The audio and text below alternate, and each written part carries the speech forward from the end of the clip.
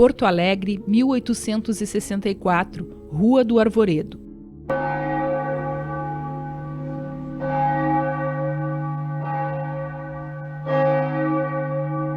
Um crime bárbaro põe a cidade em polvorosa.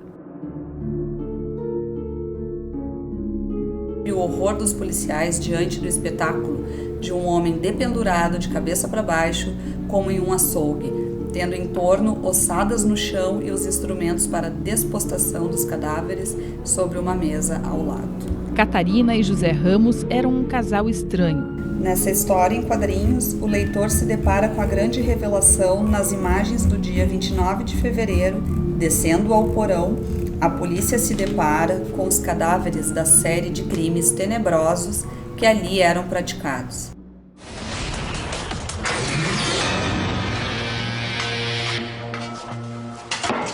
José Ramos, o senhor está preso. Januário. Num poço desativado, os policiais encontram os corpos de um homem, um menino e um cão. Eles são logo reconhecidos. Eles estão falando do comerciante do caixeiro desaparecido? Exatamente.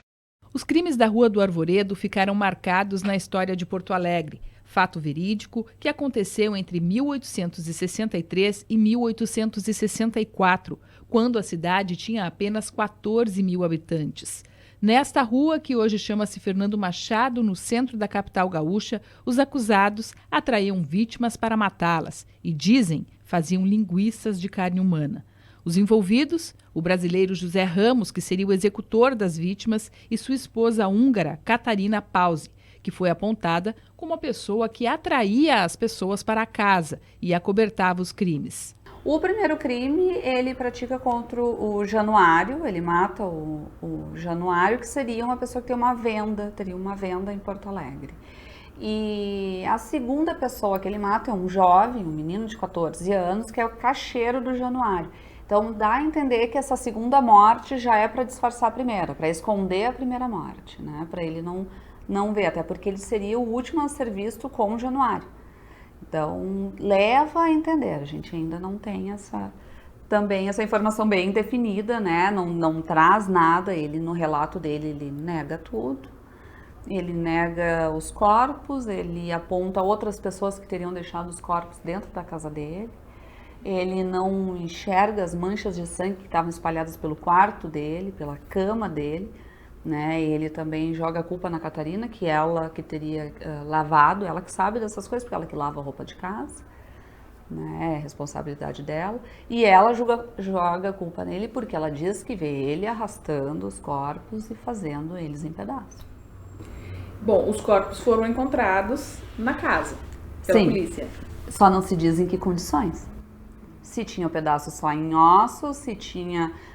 os corpos inteiros estavam esquartejados, mas todas as partes estavam lá, né? Isso é uma questão a ser desvendada.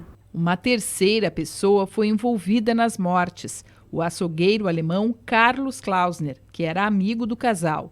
Que ele teria um açougue próximo aonde eles moravam, e o Ramos teria negócios com o Klausner. Inclusive, a Catarina diz que ele passou alguns meses moendo carne no açougue do Klausner. Depois o próprio Klausner também desaparece. O Klausner, segundo o Ramos, foi para a colônia junto com um amigo alemão. Por quê? Porque ele vendeu o açougue para o Ramos. Então, no depoimento pedem os documentos de compra e venda e ele diz que talvez esteja em casa, porque quem cuida desses documentos é a Catarina. Mas aí também não se sabe se até então, a compra desse açougue, se o Ramos era açougueiro ou não. Ele não seria, mas teria trabalhado moendo carne lá. E que carne ele estaria moendo? Mas ele tem a amizade com o Klausner? Ele tem. Ele foi o último a ver o Klausner? Sim. E ele teria esse negócio realmente comprado? Ou ele matou o Klausner para ficar com açougue e poder se livrar dos corpos? Segundo a história, era bem aqui neste local onde ficava o açougue de Klausner, o alemão, onde eram fabricadas linguiças saborosas que eram apreciadas pela alta sociedade porto-alegrense. E era neste açougue em que os corpos eram desossados, triturados e depois transformados em embutido. porque eram linguiças genuinamente alemãs, vamos dizer assim, né? Então elas eram muito boas e a população toda gostava, né? Então ele era conhecido, o açougue dele era conhecido.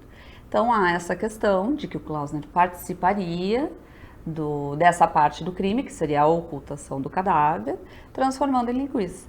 Isso também é uma outra questão a ser desvendada. A população se revolta contra os acusados.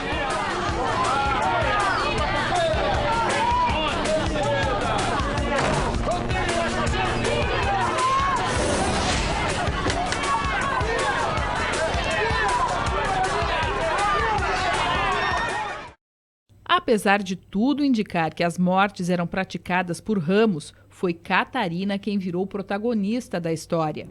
São expressivas as representações de uma Catarina a seduzir desconhecidos na rua, a motivar o repúdio das senhoras ao seu comportamento, confirmando a primeira impressão de que bela loira não era boa coisa. Catarina costumava andar à noite sozinha pelas ruas e até altas horas. Em uma Porto Alegre de 1800, isso era considerado inadequado para uma senhora decente. E talvez seja por isso que em algumas passagens da história ela tenha sido citada como uma prostituta. Esse mito, essas histórias sobre a Catarina, elas começam a vir com mais força depois. Depois que os crimes aconteceram, parece que não se fala nem no canibalismo naquele momento, mas parece que depois surge essa ideia, tanto que tem um outro caso que a gente vai trabalhar também, que ele é já nos 1900, então nós temos ali 40 anos de diferença, e que vai se fazer referência, que seria um homem que seria o come-gente, e se faz a referência à Catarina come-gente, daí vem com força, né, nos jornais, esse segundo caso seria em Erechim, e vem com força, inclusive nos jornais, trazendo a história, fazendo essa referência. Mas qual é a referência? Não é o Ramos, é a Catarina. Né? Ela é que vai chamar a atenção, né, dessa mulher estranha, de fora, né, ser a sedutora e que vai matar esses homens. O caso inspirou muitas obras de variados escritores. Foi parar no cinema e na televisão. Na Europa, Charles Darwin ficou sabendo do caso na Inglaterra e escreveu um curto comentário sobre o canibalismo. Apesar de ser um caso real, ele ainda se faz presente no imaginário local e tornou-se uma lenda urbana. Será mesmo que Catarina atraía os homens com sua beleza enfeitiçadora para a casa onde seriam mortos? Ou seria ela apenas uma espectadora dos atos criminosos do marido? Uma cúmplice? Talvez. Para chegar a essas e outras respostas, o Memorial do Judiciário está preparando uma exposição especial, onde você poderá ser o investigador e tirar as próprias conclusões.